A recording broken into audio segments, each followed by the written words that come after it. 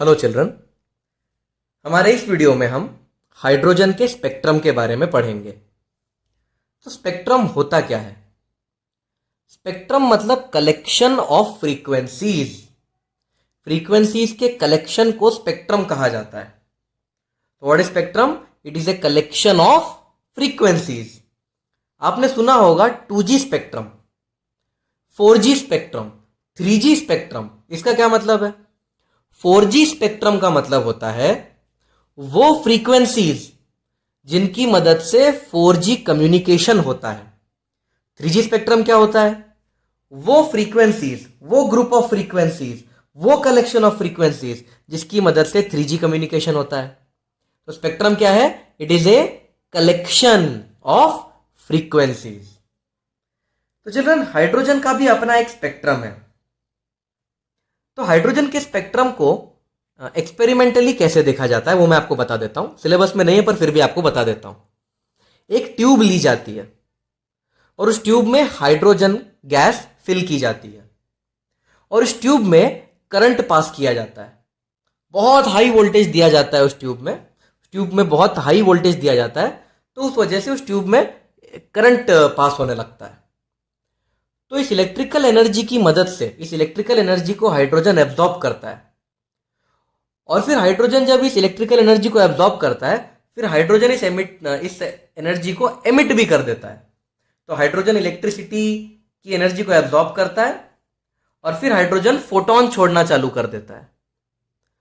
तो जब वो फोटॉन्स छोड़ता है तो वो फोटॉन्स किस फ्रीक्वेंसी की होती है उसे कहते हैं हाइड्रोजन स्पेक्ट्रम। तो अभी अभी जो मैंने कहा वो थोड़ा सा सिलेबस के बाहर था, नहीं समझ में आया तो कोई बात नहीं, पर अब मैं जो कहूंगा वो आपको बहुत अच्छे से समझना है। तो हाइड्रोजन का स्पेक्ट्रम क्या है? हाइड्रोजन का स्पेक्ट्रम हाइड्रोजन से निकलने वाली जो फ्रीक्वेंसीज हैं उन फ्रीक्वेंसी के कलेक्शन को हाइड्रोजन का स्पेक्ट्रम कहा जाता है। हाइड्रोजन से जब फोटॉन्स निकलते हैं तो उन फोटॉन्स की कुछ फ्रीक्वेंसीज होती होंगी। उन फ्रीक्वेंसी के कलेक्शन को हाइड्रोजन का स्पेक्ट्रम कहा जाता है। तो चिल्ड्रन, हाइड्रोजन का स्पेक्ट्रम पढ़ते हैं हम।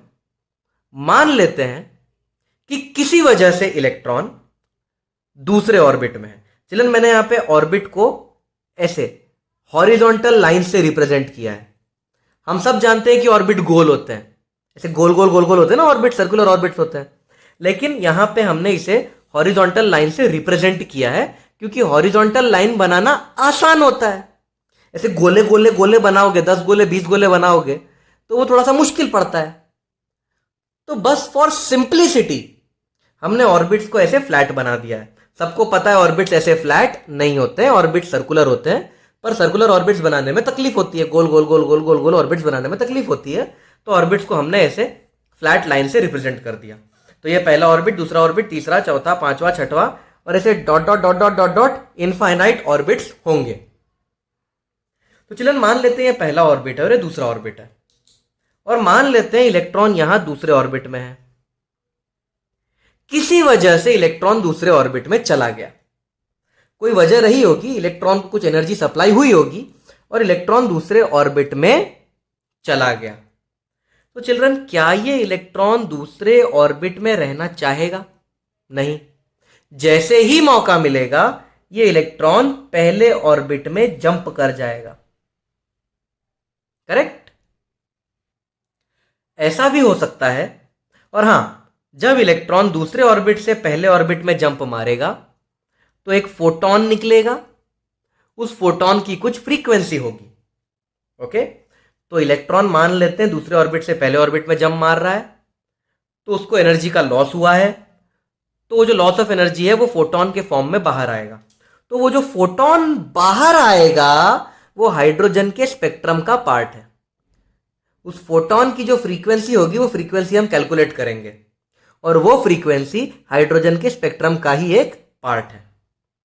अब ऐसा भी हो सकता है कि इलेक्ट्रॉन तीसरे ऑर्बिट में हो और तीसरे ऑर्बिट में वो रहना नहीं चाहता तो वो तीसरे ऑर्बिट से पहले ऑर्बिट पे जंप मार जाता है।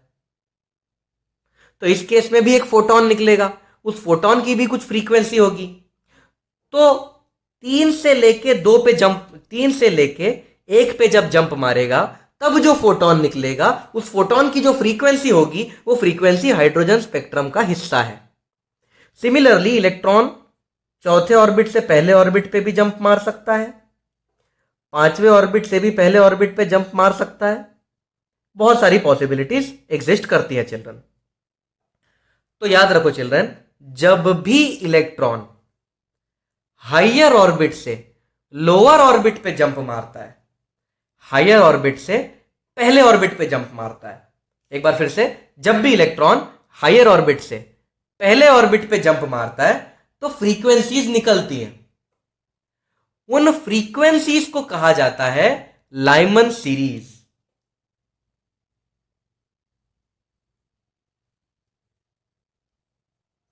तो लाइमन सीरीज क्या है? Lyman series is a collection of frequencies. Lyman series क्या है? फ्रीक्वेंसी का एक collection. Lyman series is a collection of frequencies when electron jumps from higher orbit of hydrogen to the first orbit of hydrogen. Okay children, first orbit को ground state भी कहते हैं। तो अगर आपने कहीं पढ़ लिया इलेक्ट्रॉन ने ग्राउंड स्टेट में जंप मारा, ग्राउंड स्टेट में जंप मारा मतलब पहले ऑर्बिट में जंप मार दिया। ओके तो लाइमन सीरीज क्या है? लिखो आप लोग लिखो, Lyman series is a collection of frequencies या कलेक्शन ऑफ वेवलेंथ भी बोल सकते हैं। Lyman series is a collection of frequencies when electron jumps from higher orbits to the first orbit of a hydrogen atom. अब children, Lyman series के साथ साथ ऐसा भी हो सकता है कि इलेक्ट्रॉन तीसरे ऑर्बिट में हो पर वो तीसरे से पहले पे जंप ना मारे, वो तीसरे से दूसरे पे जंप मार दे, चौथे से दूसरे पे जंप मार दे, 5वें से दूसरे पे जंप मार दे, ये भी पॉसिबल है। तो जब इलेक्ट्रॉन हायर ऑर्बिट से सेकंड ऑर्बिट में जंप मारता है तब भी फ्रीक्वेंसीज निकलेंगे। देखो इस केस में भी फ्रीक्वेंसी निकलेगी। तब जो फ्रीक्वेंसीज निकलेगी उनका जो कलेक्शन होगा उसे कहते हैं बामर सीरीज।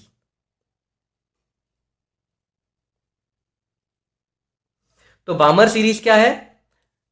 एक हाइड्रोजन के एटम में जब इलेक्ट्रॉन हायर ऑर्बिट से दूसरे ऑर्बिट में जंप मार जाए तब जो फ्रीक्वेंसीज निकलेंगी उनका जो कलेक्शन है वो बामर सीरीज है। ओके तो लाइमन सीरीज में पहले ऑर्बिट में जंप मारना है, बामर सीरीज में दूसरे ऑर्बिट में जंप मारना है। अब अगर हायर ऑर्बिट से तीसरे ऑर्बिट में जंप मारा जाए तो उसे कहते हैं पाश्चन सीरीज।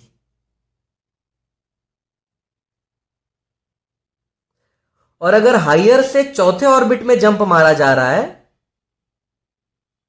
तो उसे कहते हैं Brackett series, BRACKETT, Brackett series. और अगर हायर ऑर्बिट से 5वें पे जंप मारा जा रहा है, देखो पहले पे जंप, दूसरे पे जंप, तीसरे पे जंप, चौथे पे जंप, 5वें पे जंप, अगर हायर ऑर्बिट से 5वें पे जंप मारा जा रहा है तो उसे कहा जाता है फंड सीरीज। फंड सीरीज में P साइलेंट होता है और फंड सीरीज नहीं है, वो फंड सीरीज है। तो अगर मैं पूछूं ब्रैकेट सीरीज क्या है तो आप क्या बोलोगे? जब हायर ऑर्बिट से चौथे शेल पे जंप मारा जाए तो ब्रैकेट सीरीज। अगर मैं पूछूं फंड सीरीज क्या है, जब हायर ऑर्बिट से 5वें पे जंप मारा जाए तो उसे फंड सीरीज कहते हैं।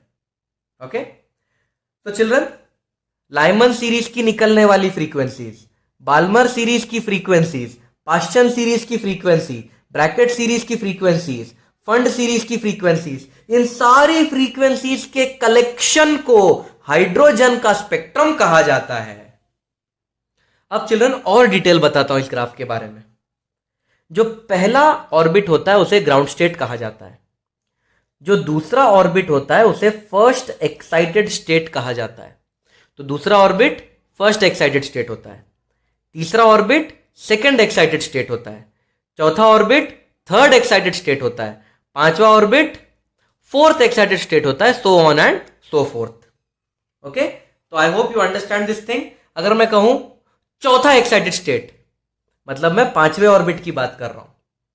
तो कई बार क्वेश्चन में ऐसा दिया रहता है कि इलेक्ट्रॉन है दूसरे एक्साइटेड स्टेट में, दूसरे एक्साइटेड स्टेट में मतलब वो तीसरे ऑर्बिट में है। अब चिल्ड्रन अगला डिटेल देखो, पहले शेल और दूसरे शेल के बीच में मैंने गैप बहुत बड़ा बनाया है, दूसरे शेल और तीसरे शेल के बीच में गैप छोटा, तीसरे से चौथे के बीच में और छोटा, चौथे से पांचवें के बीच में और छोटा, पांचवें से छठवें के बीच में और छोटा, और 6 से लेके इन्फिनिटी तक का गैप तो देखो इतना छोटा बनाया। क्या कारण है इसका देखते हैं। चिल्ड्रन जब आप पहले शेल में होते हो तो जो एनर्जी होती है, यहां पे एनर्जी लिख रहा हूं मैं, पहले शेल की जो टोटल एनर्जी होती है वो होती है -13.6 इलेक्ट्रॉन वोल्ट। करेक्ट, हमने पिछले वीडियोस में देखा है कि पहले शेल की एनर्जी होती है -13.6 इलेक्ट्रॉन वोल्ट, दूसरे शेल की एनर्जी होती है 13.6 इलेक्ट्रॉन वोल्ट डिवाइड बाय 4। आपको मैं याद दिला दूं कि जो एनर्जी होती है it is inversely proportional to 1/n²। Energy का फॉर्मूला क्या है? -4 अपॉन 8 मुर्गी का होल स्क्वायर। याद है आपको ये फॉर्मूला? तो जो एनर्जी होती है वो शेल के इनवर्स प्रोपोर्शन में होती है। तो यहां जो एनर्जी होगी वो होगी -13.6 डिवाइड बाय 4। -13.6 डिवाइड बाय 4 करोगे तो आएगा 4 3 12, 4 4 जा। तो चिल्ड्रन पहले शेल और दूसरे शेल में जो गैप है वो बहुत बड़ा है। पहले शेल की एनर्जी है -13.6, दूसरे शेल की एनर्जी है -3.4। गैप देखो, गैप बहुत ही बड़ा है, लगभग 10.2 का गैप है। तो ये गैप बड़ा है इसलिए पहले और दूसरे शेल को दूर दूर बनाया है। अब तीसरे शेल की एनर्जी निकालनी है तो 13.6 को 9 से डिवाइड करना पड़ेगा।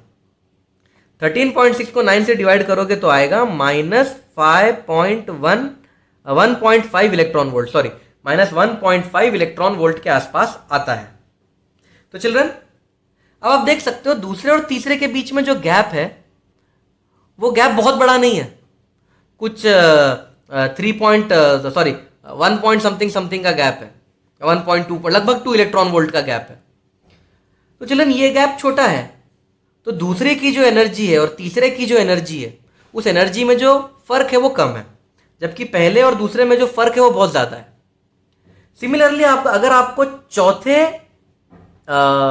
इसकी एनर्जी पता करनी है, चौथे एनर्जी बैंड की एनर्जी पता करनी है, चौथे शेल की एनर्जी पता करनी है, तो 13.6 को आपको 16 से डिवाइड करना पड़ेगा। 13.6 को 16 से डिवाइड करोगे तो आएगा -0.85 इलेक्ट्रॉन वोल्ट। और अगर आपको पांचवें की एनर्जी पता करनी है तो 25 से डिवाइड करना पड़ेगा इसे, तो लगभग आता है 0.5 कुछ 53, मुझे ठीक से याद नहीं है, आप डिवाइड करके देख लेना, लगभग 0.51 0.53 इलेक्ट्रॉन वोल्ट आता है। तो पहले की एनर्जी है 13.6, दूसरे की 3.4, तीसरे की 1.51 होती है, पूरा लिख देता हूं आपके लिए, 1.5 लगभग, चौथे की 0.85, पांचवे की -0.3 इलेक्ट्रॉन वोल्ट। और जो इन्फिनिटी शेल होती है, इन्फिनिटी, अगर आप इसे इन्फिनिटी के स्क्वायर से डिवाइड करोगे, यानी कि इसे इन्फिनिटी डिवाइड करोगे, तो इन्फिनिटी शेल की जो एनर्जी होती है वो 0 होती है। तो इनफाइनाइट शेल की एनर्जी 0। एनर्जी 0 होने का मतलब है, इलेक्ट्रॉन की टोटल एनर्जी 0 होने का मतलब है इलेक्ट्रॉन एटम से छूट के निकल चुका है। जब तक इलेक्ट्रॉन की टोटल एनर्जी नेगेटिव रहेगी तब तक इलेक्ट्रॉन शेल में बंध के रहेगा, शेल को बाउंड रहेगा। इलेक्ट्रॉन की अगर टोटल एनर्जी 0 या पॉजिटिव हो गई, यानी कि इलेक्ट्रॉन एटम से एस्केप हो गया है, अपने शेल से एस्केप हो गया है। और आप ध्यान से देखिए ये गैप छोटा क्यों हो रहा है, क्योंकि पहले और दूसरे की एनर्जी लेवल में बहुत फर्क था, फिर दूसरे और तीसरे की एनर्जी लेवल में फर्क कम हुआ, तो एनर्जी लेवल कम एनर्जी लेवल में जो डिफरेंस है वो कम होते जाता है। इसीलिए पहला शेल यहां, दूसरा, तीसरा, चौथा, पांचवा, छठवां, सातवां, इन शेल को इस तरह से ड्रॉ किया जाता है। आई hope you have understood this children. और चिल्ड्रन अब आपको बाय हार्ट करना है कि लाइमन मतलब 1, बामर मतलब 2, पाशन मतलब 3 पे जंप करना है, ब्रैकेट मतलब हायर से 4 पे जंप करना है, फंड मतलब हायर से 5 पे जंप करना है। तो ये याद रखो, लाइमन, बामर, पैशन, ब्रैकेट, फंड, 1 2 3 4 5, इसे लाइन से याद रखना है इन्हें। Lyman, बामर, passion, bracket, fund, Lyman, बामर, passion, bracket, fund, Lyman, बामर, passion, bracket, fund, 1 2 3 4 5, इस तरह से आपको याद रखना है।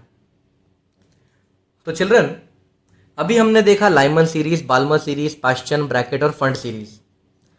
तो जब भी इलेक्ट्रॉन हायर ऑर्बिट से लोअर ऑर्बिट पे जंप मारता है तो एक फोटॉन निकलता है। उस फोटॉन की कुछ फ्रीक्वेंसी होती है और कुछ वेवलेंथ होती है। तो हम डिराइव करेंगे उस फोटॉन की वेवलेंथ कितनी है। तो चलन मान लेते हैं इलेक्ट्रॉन था ni ऑर्बिट में। Let ni be the initial orbit. तो इनिशियली वो जिस ऑर्बिट में था, स्टार्टिंग में वो जिस ऑर्बिट में था, उसका वैल्यू है ni। Let nf be the final orbit. तो अगर मैं कहूं इलेक्ट्रॉन ने चौथे से पहले ऑर्बिट में जंप मार दिया तो इनिशियल ऑर्बिट होगा 4 और फाइनल ऑर्बिट होगा 1। Okay, let ei be the initial total energy. तो शुरुआत में उसके पास मान लेते हैं ei जितनी एनर्जी थी and let ef B the final total energy. तो मान लेते हैं उसके पास थी 10 जूल। वैसे 10 जूल होती नहीं है, एग्जांपल है सिर्फ। मान लेते हैं उसके पास थी 10 जूल, फिर लास्ट में उसके पास हो गई 2 जूल।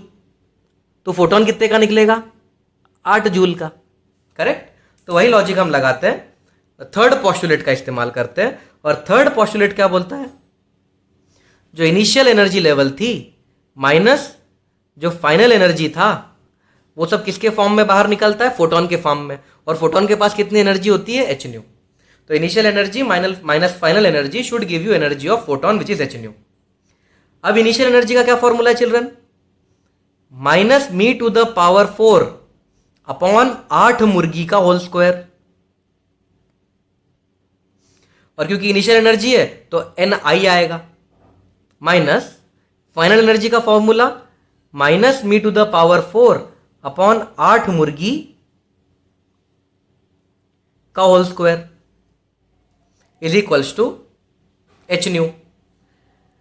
अब चिल्ड्रन हम me टू द पावर 4 ये सब कांस्टेंट ले सकते हैं, इसे बाहर ले सकते हैं। तो मैं me टू द पावर 4 बाहर ले रहा हूं, 8 भी कॉमन ले रहा हूं, h कॉमन ले रहा हूं, एप्सिलॉन नॉट कॉमन ले रहा हूं। तो अंदर क्या बचेगा? माइनस ऑफ माइनस प्लस हो जाएगा। तो ये प्लस हो जाएगा 1 अपॉन एन फाइनल का square minus 1 upon n initial का स्क्वायर। और जो फ्रीक्वेंसी है इसे लिखा जा सकता है c बाई लैम्डा। तो फ्रीक्वेंसी को लिख दिया c बाई लैम्डा। अब चलन h को भी यहां पहुंचा देते हैं, c को भी यहां पहुंचा देते हैं। तो यहां क्या बचेगा? 1 बाई लैम्डा। तो 1 by lambda will become equal to me to the power 4 upon 8 h square epsilon naught c. Correct? me to the power 4 8 h into h square epsilon naught c into 1 upon final orbit का square minus 1 upon initial orbit का square. अब चलन ये जो आपको चीज दिख रही है ये पूरी कांस्टेंट है। Mass of electron constant, charge of electron constant, art constant, Planck's constant, permittivity of free space एक कांस्टेंट होता है, स्पीड ऑफ लाइट एक कांस्टेंट होती है। ये पूरी चीज कांस्टेंट है। तो इस पूरी चीज को me to the power 4 upon 8 h square epsilon naught c, इस पूरी चीज को कहा जाता है रिडबर्ग्स कांस्टेंट।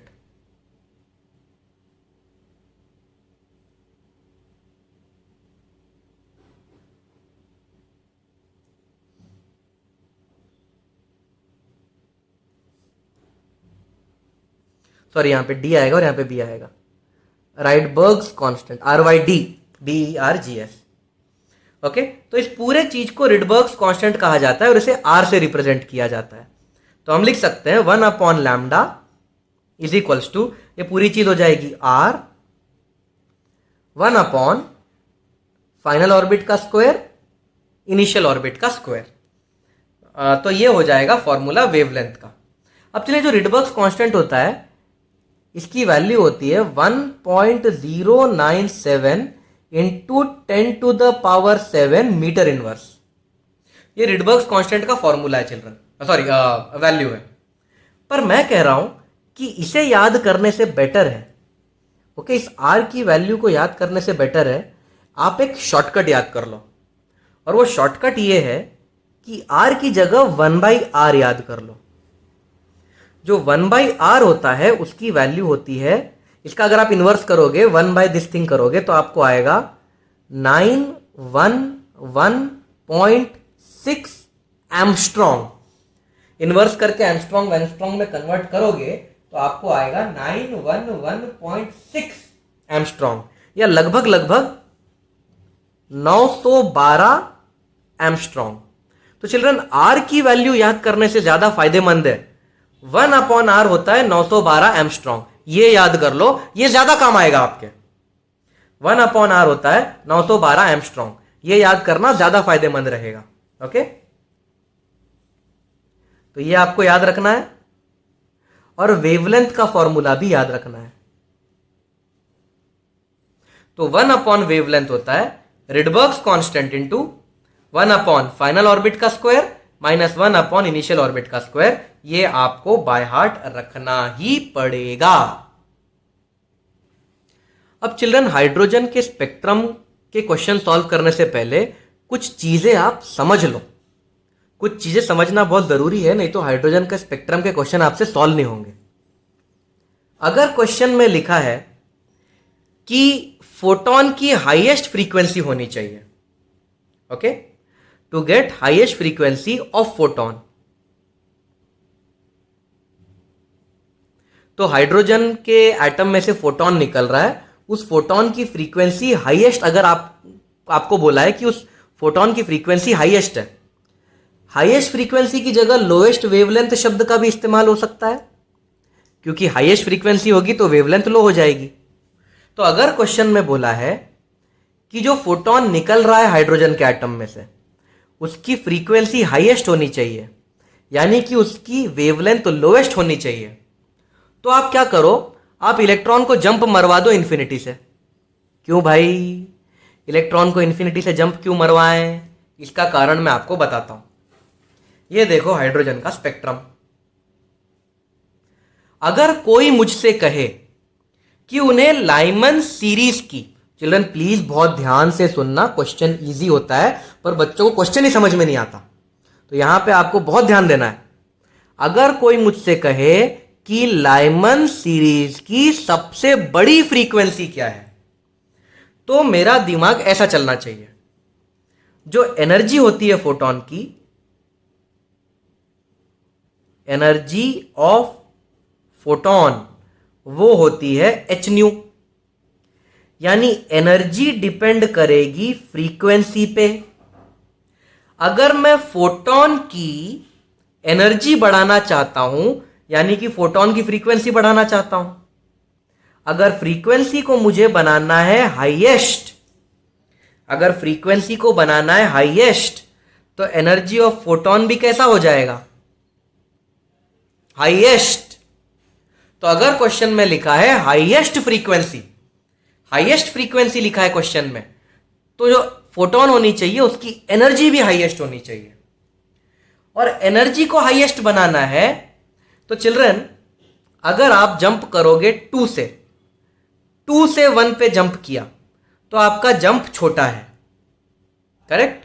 तो क्या, तो अगर आप 2 से 1 पे जंप करोगे तो आपको क्या फायदा होगा? आप थे -3.4 पे, आप पहुंच जाओगे -13.6 पे, तो आपकी इनिशियल एनर्जी थी -3.4 माइनस आपकी फाइनल एनर्जी है -13.6। ऐसे निकालते हैं ना energy of photon, initial energy minus final energy, यही तरीका है ना, यही है तीसरा पोस्टुलेट। तो initial energy minus final energy किया तो मुझे मिल रहा है लगभग 10.2 इलेक्ट्रॉन वोल्ट। तो अगर मैं दूसरे से पहले पे जंप मारूंगा तो 10.2 इलेक्ट्रॉन वोल्ट मिलेगा। लेकिन अगर मैं इंफिनिटी से जंप मारूं, इन्फिनिटी से अगर मैं पहले पे जंप मारूं, ये जंप बहुत बड़ा हो जाएगा। इन्फिनिटी से पहले पे जंप मारूंगा तो जंप बहुत बड़ा हो जाएगा। और कितनी एनर्जी मिलेगी? 0 माइनस 13.6। तो अगर इन्फिनिटी से लेके 1 पे जंप मारा तो जो एनर्जी मिलेगी वो होगी 13.6। तो बड़ी एनर्जी कब मिल रही है? इन्फिनिटी से जंप मारोगे तो बड़ी एनर्जी मिल रही है 13.6। 2 से 1 पे जंप मारोगे तो बड़ी एनर्जी मिलेगी क्या? नहीं, एनर्जी तो मिल रही है 10.2। तो बड़ी से बड़ी एनर्जी कब मिलेगी? जो फोटोन निकलेगा उसकी बड़ी से बड़ी एनर्जी कब होगी? जब इलेक्ट्रॉन जंप करेगा इन्फिनिटी से 1 पे। एक बार फिर से सुनो, अगर हाईएस्ट फ्रीक्वेंसी बोला गया है मतलब एनर्जी ज्यादा चाहिए। और ज्यादा एनर्जी कब मिलती है? जब हाईएस्ट ऑर्बिट से मतलब इनफाइनाइट वाले ऑर्बिट से जंप किया जाए। तो इनफाइनाइट से जंप करोगे तो बड़ा जंप होगा, जंप बढ़ा तो फ्रीक्वेंसी बढ़ी, फ्रीक्वेंसी बढ़ी तो एनर्जी बढ़ी। तो यही बात मैं आपको बता रहा हूं। अगर आपको हाईएस्ट एनर्जी बोला है फोटोन का, अगर आप चाहते हो कि जो फोटोन निकल रहा है उसकी हाईएस्ट एनर्जी हो तो क्या करना पड़ेगा आपको? इलेक्ट्रॉन को इनफाइनाइट से जंप करवा दो। इलेक्ट्रॉन इनफाइनाइट से जंप करेगा तो जो फोटोन निकलेगी उसकी एनर्जी ज्यादा होगी, एनर्जी ज्यादा होगी तो उसकी फ्रीक्वेंसी ज्यादा होगी, फ्रीक्वेंसी ज्यादा होगी तो वेवलेंथ कम होगा। दूसरा पॉइंट, अगर क्वेश्चन में बोला है लोएस्ट फ्रीक्वेंसी चाहिए फोटोन की तो सबसे बाजू वाले से जंप करवा दो।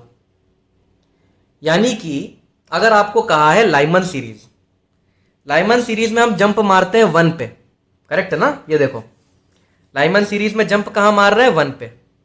अगर आपको पूछा है लाइमन सीरीज की सबसे छोटी फ्रीक्वेंसी तो लाइमन सीरीज का सबसे छोटा जंप पता लगाना पड़ेगा। और लाइमन सीरीज में सबसे छोटा जंप है 2 से लेके 1।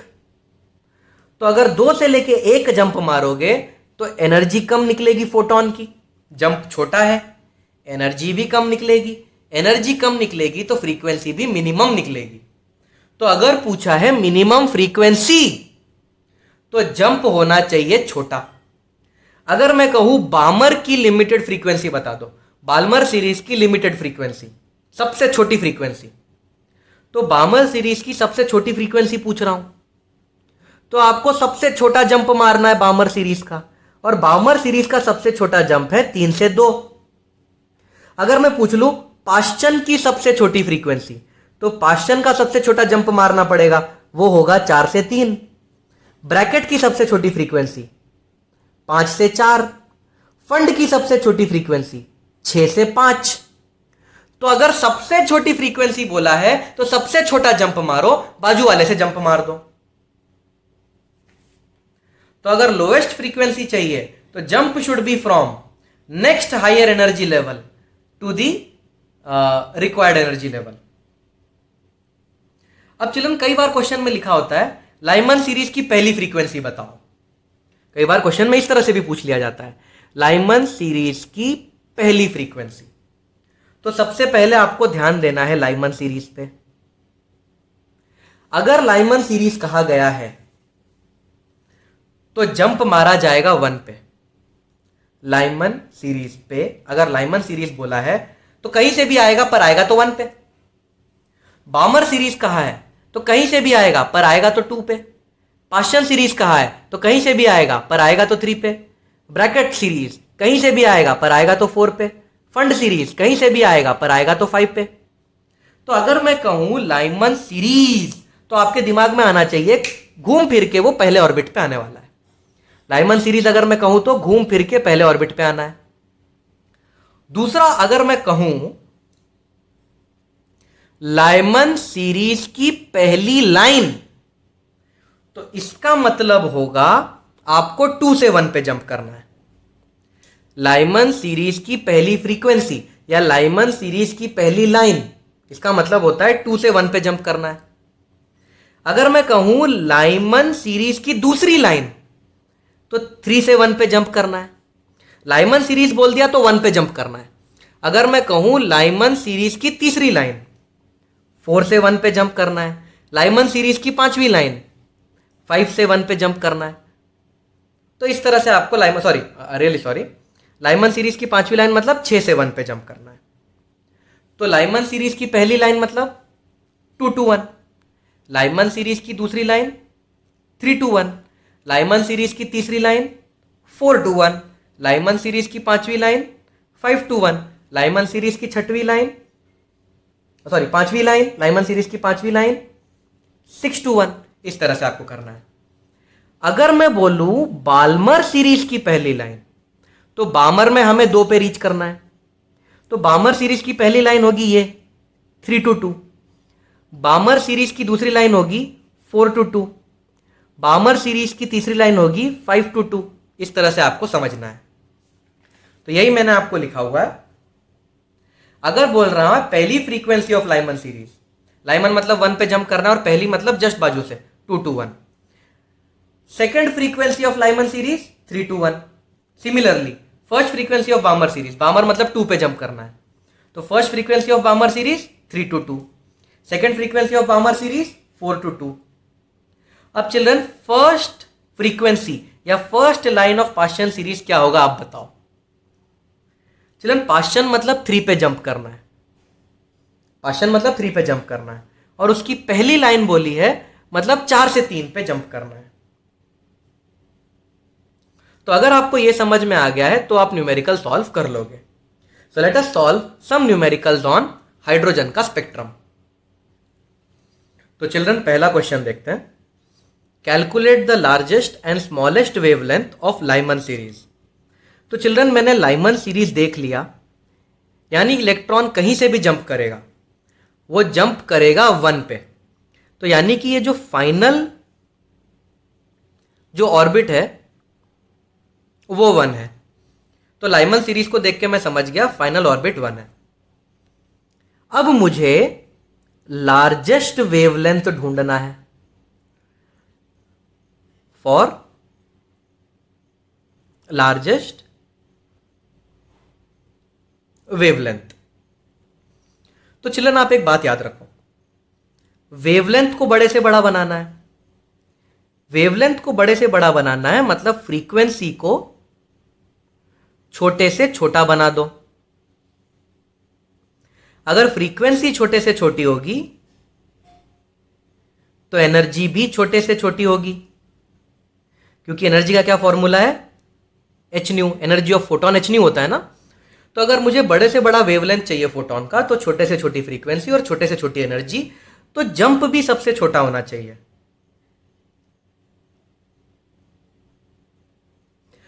तो हमें 1 पे जंप मारना है, पर जंप बहुत छोटा होना चाहिए। तो कहां से जंप मारूं, 10 से जंप मारूं क्या, नहीं, 10 से 1 पे जंप मारूंगा तो बड़ा जंप हो जाएगा। सबसे छोटा जंप कौन सा होगा, 2 से जंप मारो, 2 से 1 पे जंप मरवा दो इलेक्ट्रॉन का। तो जो इनिशियल ऑर्बिट है उसे 2 मानना पड़ेगा।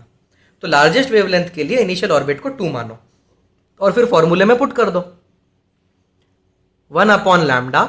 और क्योंकि ये लैम्डा लार्जेस्ट मिलने वाला है तो मैं यहां पे लार्ज लिख देता हूं,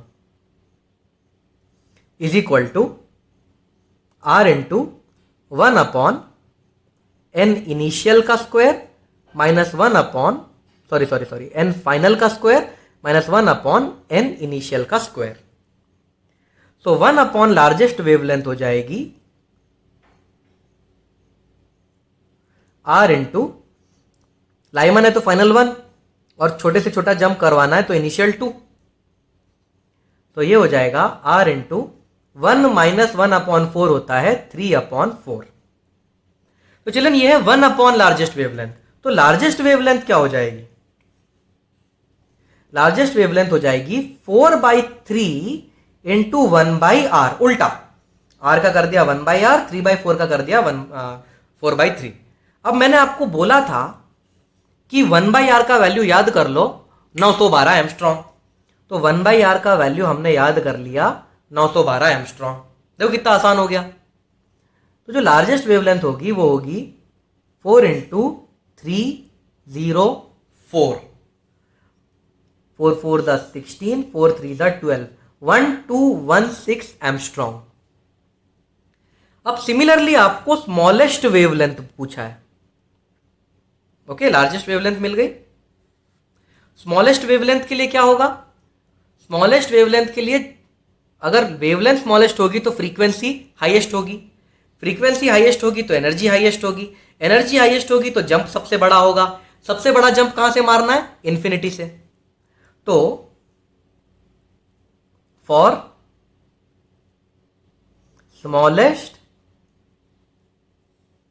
वेवलेंथ, अगर आपको छोटी से छोटी वेवलेंथ चाहिए तो आपका जो इनिशियल ऑर्बिट है वो इंफिनिटी होना चाहिए, और फाइनल ऑर्बिट तो आपका लाइमन सीरीज है, इसलिए फाइनल ऑर्बिट 1 होगा। तो 1 upon lambda small is equals to R into 1 upon n final का square minus 1 upon n initial का स्क्वायर। फाइनल तो है 1, इनिशियल है इंफिनिटी, 1 अपॉन इंफिनिटी क्या हो जाएगा? 0। करेक्ट ना? 1 अपॉन इंफिनिटी 0 हो जाएगा। तो लैम्डा स्मॉलेस्ट क्या होगा? 1 बाई आर, जो होगा 912 एम्स्ट्रॉन्ग। तो लाइमन सीरीज में जो सबसे बड़ी वेवलेंथ है वो 1216 एम्स्ट्रॉन्ग है और सबसे छोटी 912 एम्स्ट्रॉन्ग। चिल्ड्रन, इससे छोटी वेवलेंथ और इससे बड़ी वेवलेंथ नहीं होगी। अब ये जो वेवलेंथ है ये दोनों अल्ट्रा वायलेट रीजन में आते हैं। 1216 एम्स्ट्रॉन्ग भी अल्ट्रा वायलेट होता है, 912 एम्स्ट्रॉन्ग भी अल्ट्रा वायलेट होता है। तो हम ये कह सकते हैं कि लाइमन सीरीज पूरा का पूरा अल्ट्रा वायलेट रीजन में है। तो आपको याद रखना है जो लाइमन सीरीज है वो अल्ट्रा वायलेट रीजन में है। लिख लो की point, Lyman series is in ultra violet region. लिखो, ये की पॉइंट है, एग्जाम में आ चुका है ये। अगला क्वेश्चन देखते हैं children. Calculate the wavelength of second line of पाश्चन series and third line of पाश्चन series. तो सबसे पहले पाश्चन सीरीज बोला है तो आपको सीरीज तो याद होनी चाहिए, लाइमन, बामर, पाश्चन। पाश्चन सीरीज तीसरी सीरीज है, मतलब इलेक्ट्रॉन कहीं से भी आएगा वो घूम फिर के तीसरे ऑर्बिट में आएगा। तो इसका जो फाइनल ऑर्बिट है वो है 3। अब आपको सेकंड लाइन पूछी है पाश्चन सीरीज की। तो चिल्ड्रन यहां पे ग्राफ डायग्राम बना देता हूं। ये n equal to 1, n equal to 2, n equal to 3, n equal to 4, 5, 6। Paschen series मतलब आपको थर्ड पे आना है। अब फर्स्ट लाइन जो होगी वो 4 से 3 पे आएगी। तो फर्स्ट लाइन 4 से 3, तो सेकंड लाइन 5 से 3 और थर्ड लाइन 6 से 3। तो अगर ये मुझे सेकंड लाइन बोल रहा है, सेकंड लाइन मतलब 5 से 3 पे आना है मुझे, तो जो इनिशियल ऑर्बिट है वो रहेगी 5। तो इलेक्ट्रॉन अगर 5 से 3 पे आएगा तो मुझे सेकंड लाइन मिल जाएगी। अब इसकी वेवलेंथ निकालना है, तो अब तो बस फॉर्मूला लगाना है। 1 upon lambda is R into 1 upon n final का square minus 1 upon n initial का स्क्वायर। एन फाइनल की वैल्यू हमें पता है 3, तो 1 अपॉन 3 स्क्वायर हो जाएगा 9 माइनस 1 अपॉन इनिशियल है 5, तो 1 अपॉन लैम्डा हो जाएगा आर इंटू 25 माइनस 9 हो जाएगा 16 अपॉन 9 इंटू 25। बस मैंने क्रॉस मल्टीप्लाई किया है। तो लैम्डा क्या हो जाएगा? उल्टा 9 इंटू 25 अपॉन 16 आर। अब चिल्ड्रन आर की वैल्यू आपको याद रखनी है। ये जो 1 अपॉन आर होता है ये होता है 912 एम्स्ट्रॉन्ग। ओके, तो इसको 4 से काट देते हैं। 4 4 16, 4 2 8, 4 2 8, 4 8 32। ओके, फिर से 4 से काट देते हैं। 4 1 4 5 20, 4 7 28। तो जो सेकंड लाइन का लैम्डा है, सेकंड लाइन की वेवलेंथ है, wavelength of second line of पाश्चन, वो हो जाएगी 9 इंटू 25 इंटू 57 एम्स्ट्रॉन्ग। आप ये कैलकुलेट कर लो, मुझे कैलकुलेशंस में इंटरेस्ट नहीं है। और जो थर्ड लाइन ऑफ पाश्चन है जिसमें वो 6 से 3 पे आएगा, उसका कैलकुलेशन भी मैं आप पे छोड़ रहा हूं, कैलकुलेशन सिमिलर है। बस थर्ड लाइन के लिए क्या करना है,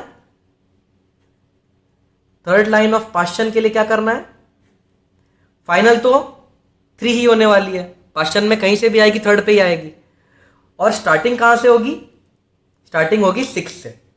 तो बाकी कैलकुलेशंस आप कीजिए, वो मैं आपके ऊपर छोड़ रहा हूं। अब चिल्ड्रन हमने कुछ न्यूमेरिकल्स देखे, हमने देखा लाइमन सीरीज, पास्चन सीरीज, ये सब सीरीज देखी। हमने कुछ न्यूमेरिकल भी देखे। हमने देखे कि इनिशियल ऑर्बिट से इलेक्ट्रॉन फाइनल ऑर्बिट में जंप करता है तो पर्टिकुलर वेवलेंथ निकलती है।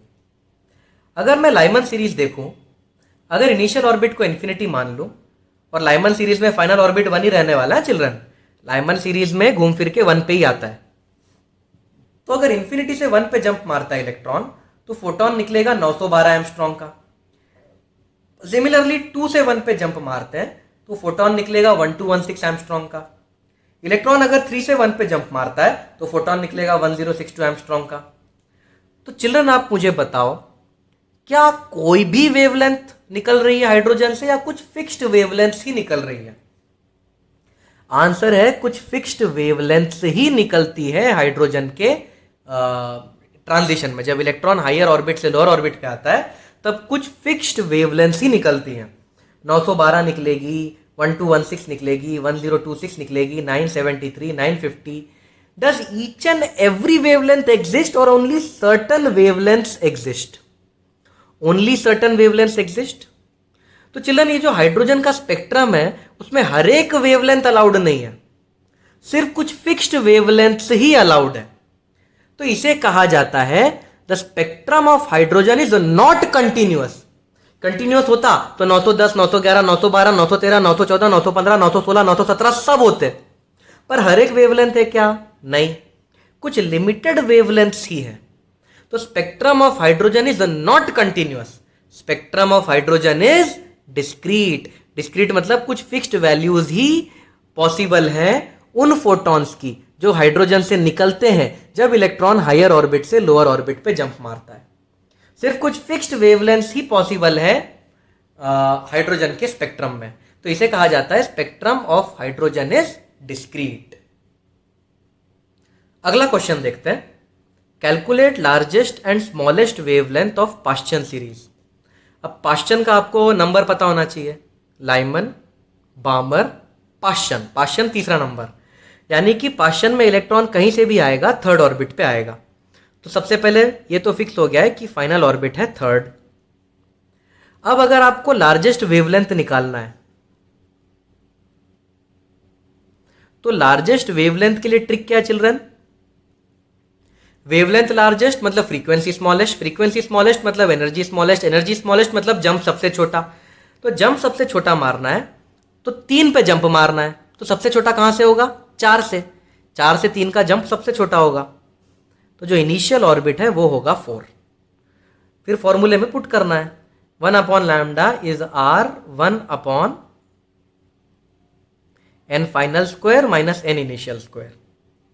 सो 1 अपॉन लैम्डा हो जाएगा आर, फाइनल तो है 3 तो ये हो जाएगा 1 अपॉन 9 माइनस इनिशियल है 4 तो ये हो जाएगा 1 अपॉन 16। तो जो लार्जेस्ट वेवलेंथ होगा 16 में से 9 गया 7, 9 इंटू 16, ये ले लिया मैंने एलसीएम। जो वेवलेंथ होगा वो होगा 9 इंटू 16 अपॉन 7r, यानी कि 9 इंटू 16 और 1 अपॉन आर को हम लिख सकते हैं 912 angstrom. This is the highest possible wavelength of Paschen series.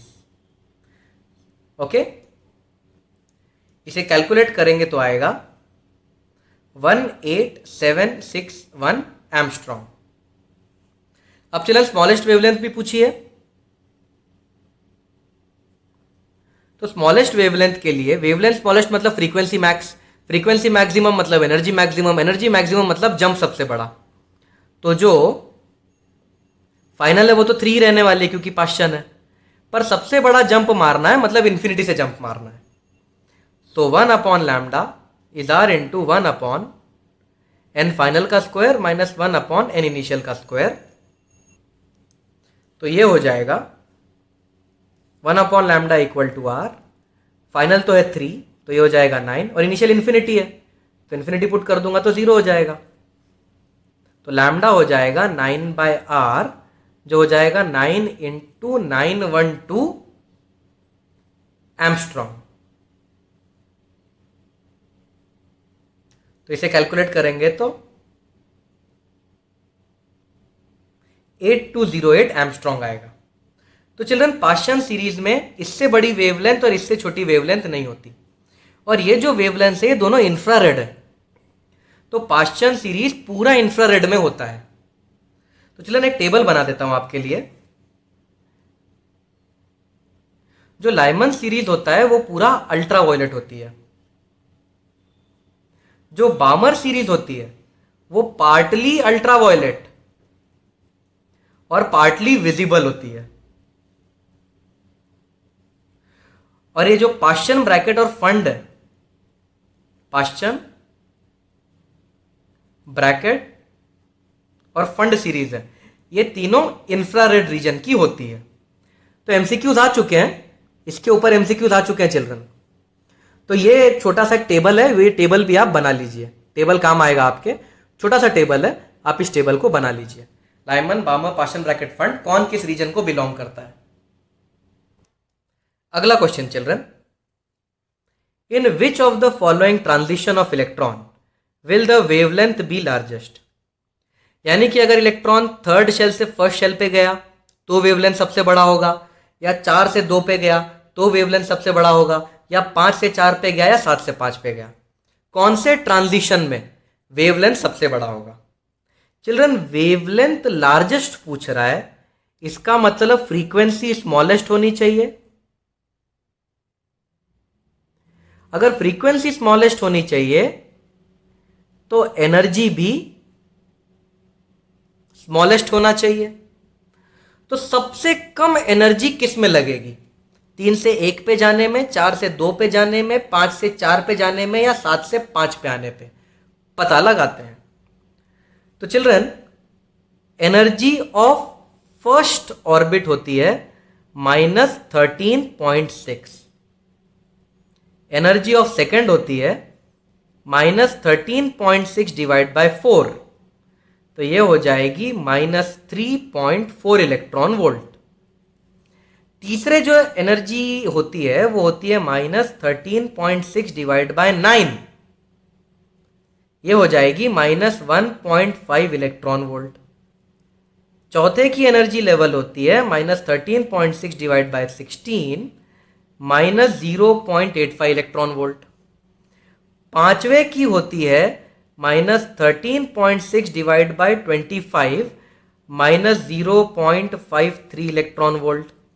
और जो सातवां होता है, energy level of the seventh is -13.6 divide by 49, ये हो जाएगा -0.28 इलेक्ट्रॉन वोल्ट। तो पहला, दूसरा, तीसरा, चौथा, पांचवा और सातवां ऑप्शन में ये सब थे, मैंने सबकी एनर्जी लेवल निकाल ली। अब अगर 3 से 1 पे जंप होगा तो कितनी एनर्जी रिलीज होगी। 3 से 1 अगर जंप होगा तो 3 की एनर्जी है -1.5, -1 पे जंप होगा तो -13.6। तो जो एनर्जी निकलेगी वो होगी 13.6 -1.5। देखो ना, प्लस हो गया ना। तो 13.6 -1.5 करोगे तो आएगा 10.1 electron volt, sorry 12.1 electron volt. तो 3 से 1 जंप करोगे तो इतनी एनर्जी का फोटोन निकलेगा। अब अगर 4 से 2 जंप करोगे तो 4 का लेवल है -0.85, -2 का लेवल है -3.4, तो ये हो जाएगा 3.4 -0.85। इसे कैलकुलेट करेंगे तो कितना आएगा जरा देखिए, 3.4 -0.85 लगभग 2.55। अगर 5 से 4 जंप मारेंगे तो 5 की एनर्जी है -0.53, -4 की एनर्जी है -0.85। ये कैलकुलेट करेंगे तो कितना आएगा 0.85 माइनस 0.53 करेंगे तो आएगा 0.32 इलेक्ट्रॉन वोल्ट। और अगर 7 से 5 जंप करेंगे तो 7 के पास एनर्जी है -0.28 माइनस 5वें के पास एनर्जी है -0.53। तो अगर इसे माइनस करेंगे तो आएगा 0.25 इलेक्ट्रॉन वोल्ट। तो सबसे कम एनर्जी इसमें लग रही है। तो 7 से 5 जंप करेंगे तो एनर्जी स्मॉलेस्ट तो फ्रीक्वेंसी स्मॉलेस्ट तो वेवलेंथ लार्जेस्ट। आंसर है 7 से 5 का जो जंप होगा इन चारों ऑप्शंस में, उसमें सबसे कम एनर्जी निकल रही है फोटोन की, मतलब उसकी सबसे ज्यादा वेवलेंथ होगी। अगला क्वेश्चन चिल्ड्रन, एक इलेक्ट्रॉन में है, वो चौथे ऑर्बिट में है, तो कितने लाइंस वो एमिट करेगा? तो इस क्वेश्चन को ऐसे करते हैं चिल्ड्रन, 4 3 2 1। इलेक्ट्रॉन चौथे ऑर्बिट में है तो वो कितने लाइंस एमिट करेगा? तो चिल्ड्रन वो 4 से 1 पे भी जा सकता है, इलेक्ट्रॉन 4 से 3 पे भी जा सकता है, इलेक्ट्रॉन 4 से 2 पे भी जा सकता है। तो 4 से 1, 4 से 3, 4 से 2, तो 3 लाइन तो एमिट करेगा। लेकिन जब इलेक्ट्रॉन 4 से 3 पे आएगा तो देखो 3 पे आ गया, फिर वो 3 से 2 पे भी तो जा सकता है। तो 4 से 3, 3 से 2, तो एक और लाइन हो गई। वो 3 से 1 पे भी तो जा सकता है। तो इलेक्ट्रॉन 4 से 1, 4 से 3, 4 से 2, फिर जो 3 वाला है ये 3 से 2, 3 से 1 भी कर सकता है। अब जो इलेक्ट्रॉन 4 से 2 पे आया था वो 2 से 1 पे भी जा सकता है।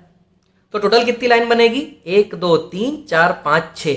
तो आंसर है 6 lines will be formed.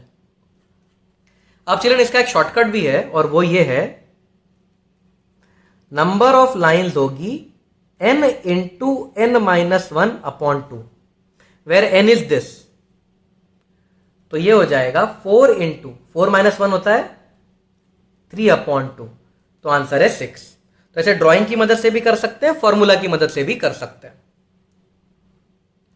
Now children अगला क्वेश्चन थोड़ा सा इंटरेस्टिंग है। एक हाइड्रोजन का एटम है, वो ग्राउंड स्टेट में है। ग्राउंड स्टेट का मतलब उसमें इलेक्ट्रॉन पहले ऑर्बिट में है। अब वो हाइड्रोजन का एटम चुपचाप अपनी जगह पे बैठा था, वो इलेक्ट्रॉन चुपचाप ग्राउंड स्टेट में रिवॉल्व कर रहा था। लेकिन उस हाइड्रोजन के एटम को जबरदस्ती एक फोटोन दे दिया, जबरदस्ती एनर्जी दे दी। और कितनी एनर्जी दी? 12.1 इलेक्ट्रॉन वोल्ट उसे एनर्जी जबरदस्ती दे दी। तो अब ये हाइड्रोजन कितने स्पेक्ट्रल लाइंस एमिट करेगा? तो पहले मैं आपको क्वेश्चन समझा देता हूं।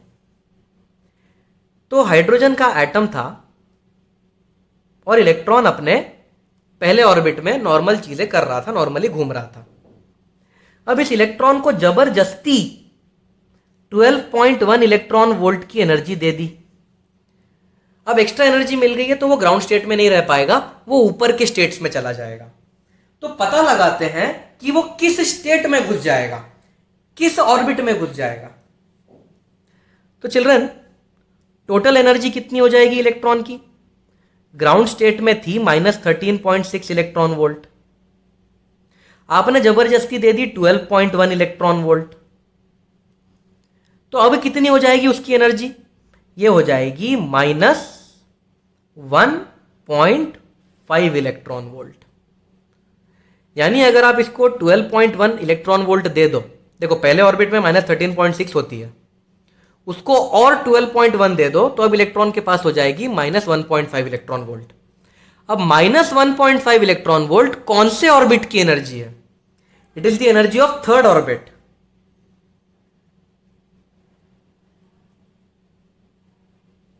It is the energy of third orbit, यानी इलेक्ट्रॉन थर्ड ऑर्बिट पे पहुंच जाएगा। Therefore electron will reach third orbit. अब वो हमेशा हमेशा के लिए थर्ड ऑर्बिट पे तो रहेगा नहीं, वो अब नीचे आएगा। तो अगर वो थर्ड ऑर्बिट पे है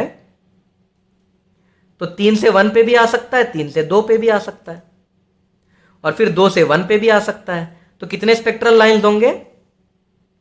3 लाइंस। या फॉर्मूले से करना है तो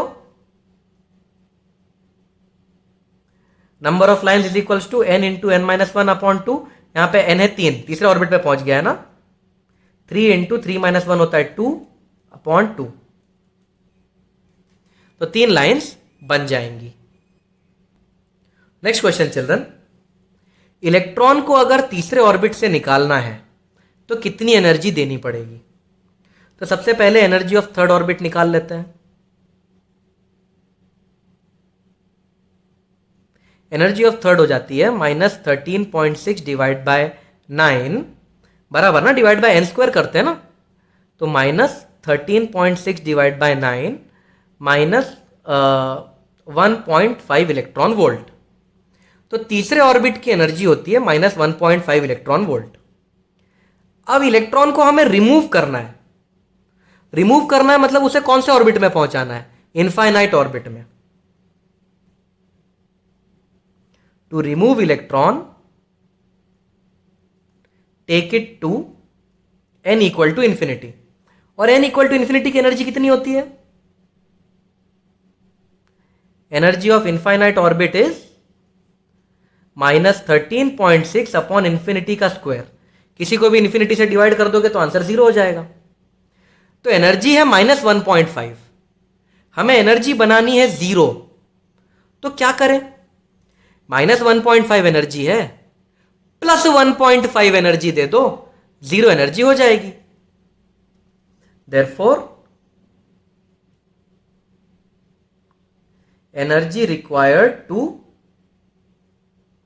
remove electron will be plus 1.5 electron volt, क्योंकि -1.5 उसके पास है। अगर प्लस 1.5 दे दो तो टोटल कितनी हो जाएगी? 0। टोटल एनर्जी 0 मतलब कहां पहुंच जाएगा? इन्फिनिटी पे। इन्फिनिटी पे पहुंच जाएगा मतलब इलेक्ट्रॉन एटम से बाहर चला गया। नेक्स्ट क्वेश्चन चिल्ड्रन, 4 एटम दिए हुए हैं, चारों एटम में इलेक्ट्रॉन दूसरे ऑर्बिट से पहले ऑर्बिट में जंप मार रहा है, तो सबसे कम वेवलेंथ किस केस में होगा?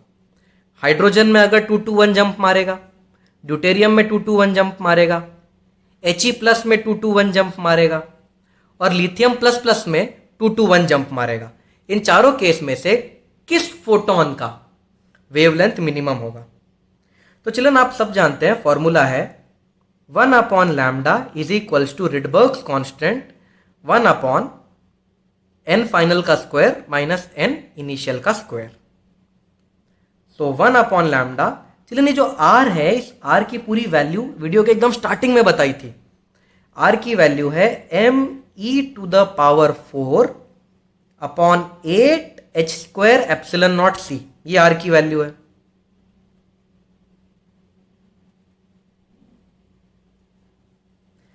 अब चिल्ड्रन ये फॉर्मूला हाइड्रोजन के लिए है, लेकिन ऑप्शंस में हाइड्रोजन लाइक एटम्स दे दिए हैं। तो चिल्ड्रन हाइड्रोजन लाइक एटम्स के लिए मैंने क्या ट्रिक बताया था आपको? जहां E² दिखे वहां पे Z घुसा दो। यहां पे E² का भी स्क्वायर है, e⁴ है, तो यहां पे Z का स्क्वायर करना पड़ेगा। तो ये हो जाएगा me⁴ Z²।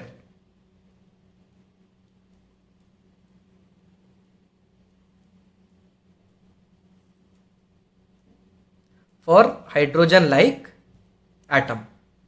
तो चलिए आप देख सकते हो वेवलेंथ और Z एक दूसरे के इनवर्स प्रोपोर्शन में है।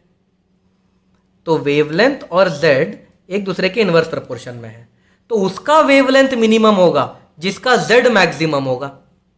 तो मिनिमम वेवलेंथ उसका होगा जिसका Z यानी कि एटॉमिक नंबर मैक्सिमम होगा। इन चारों में से मैक्सिमम एटॉमिक नंबर लिथियम का है, इसीलिए lithium is the correct answer.